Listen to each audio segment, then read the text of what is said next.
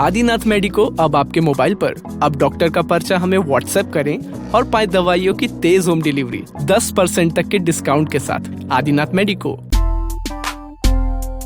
प्रद्युमन सिंह लोधी के भाजपा में आते ही उनकी धुर विरोधी रही पूर्व मंत्री ललिता यादव का बड़ा बयान सामने आया है।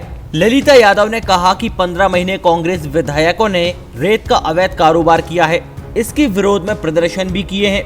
अब अगर भाजपा में रहकर अवैध खनन जारी रहा तो विरोध करेंगे। साथ ही 2018 के विधानसभा चुनाव में मिली हार का ठीकरा पार्टी पर फोड़ा है। आरोप है कि कुछ लोगों के षड्यंत्र के चलते छतरपुर की बजाय अचानक बड़ा मलहरा से ललिता यादव को टिकट दिया गया, जिसकी वजह से वो चुनाव हारी हैं, जबकि चुनाव के लिए उन्होंने छतरपुर से तैयारी की थी। वहीं अब इस सीट पर उपचुनाव होना भी तय हो गया है।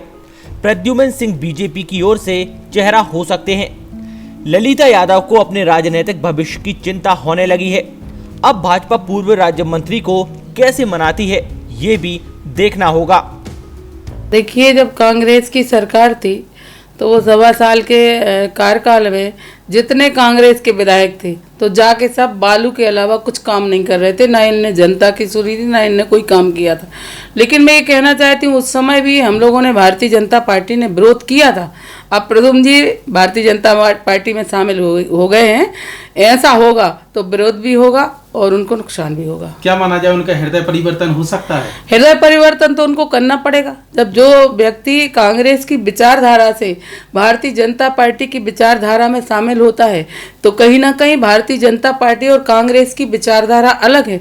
अगर वो शामिल हुए हैं तो उनने सोच समझ के फैसला लिया होगा और हृदय परिवर्तन के साथ ही उनने आज भारतीय जनता पार्टी की सदस्यता ली। अगर भाजपा में रह के फिर भी नहीं रेत का कारोबार बंद करते हैं तो क्या करेगी? देखिए, आप सबको पता है, मैंने आपके चैनल से मैं बोल रही हूँ, मैं बहुत बेबाक बोलती हूँ।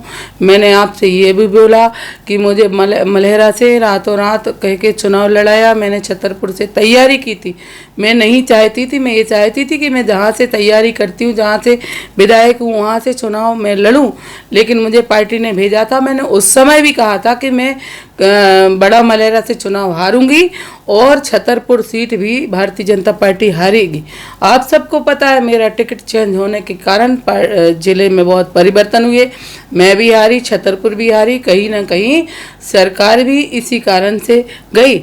और जब मैं यहाँ से चुनाव लड़ने के बाद जब मुझे मलहरा भेजा तो बहुत से लोग ऐसे थे जिन लोगों ने मुझे षड्यंत्र का शिकार बनाया था, जो नहीं चाहते थे कि मेरा कद बढ़े, क्योंकि मैंने जनता के बीच में काम किया।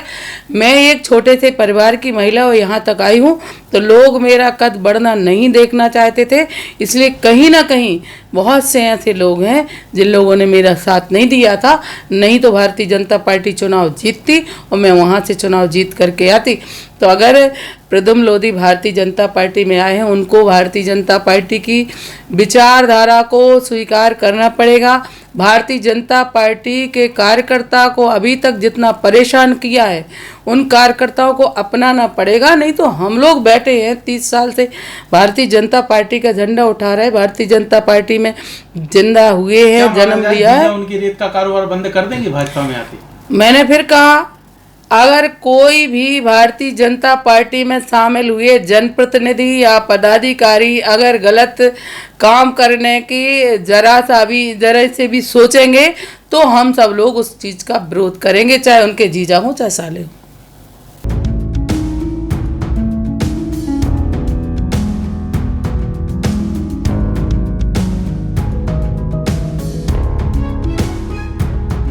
छतरपुर से लोकेश चौरसिया, सागर टीवी न्यूज। आदिनाथ मेडिको अब आपके मोबाइल पर। अब डॉक्टर का पर्चा हमें व्हाट्सएप करें और पाएं दवाइयों की तेज होम डिलीवरी 10% तक के डिस्काउंट के साथ। आदिनाथ मेडिको।